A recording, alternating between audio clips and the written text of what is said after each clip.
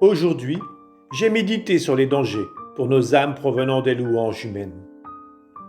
Alors que je m'examinais pour voir s'il y avait en moi complaisance face aux louanges humaines, Jésus m'a dit : lorsqu'un cœur est rempli de la connaissance de soi, les louanges des hommes sont comme les vagues de la mer qui montent et débordent, mais sans jamais dépasser leurs frontières.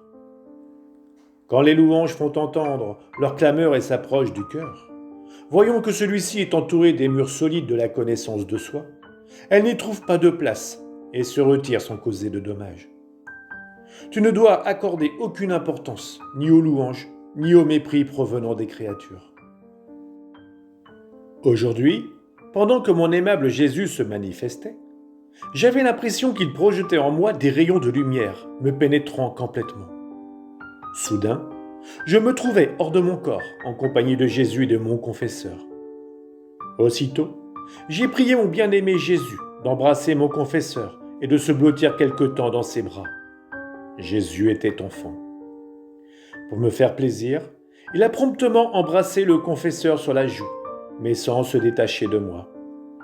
Tout déçu, je lui ai dit : mon petit trésor, j'aurais voulu que tu l'embrasses non pas sur la joue, mais sur la bouche, afin que, touchées par tes lèvres très pures, les siennes soient sanctifiées et guéries de leur faiblesse.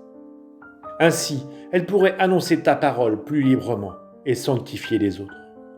Je t'en prie, exauce-moi.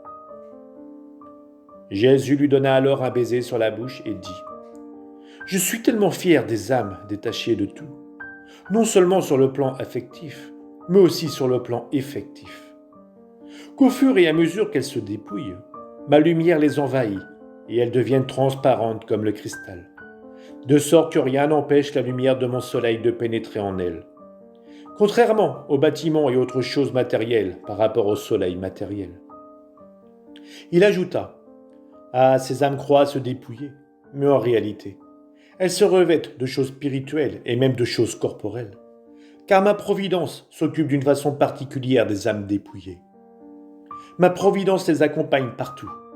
Elles semblent n'avoir rien, mais elles possèdent tout. Ensuite, nous avons quitté le confesseur pour nous rendre auprès de plusieurs personnes pieuses, qui semblaient travailler uniquement pour leurs intérêts personnels. S'avançant au milieu d'elles, il dit : malheur à vous, qui travaillez uniquement dans le but de gagner de l'argent. Vous avez déjà votre récompense.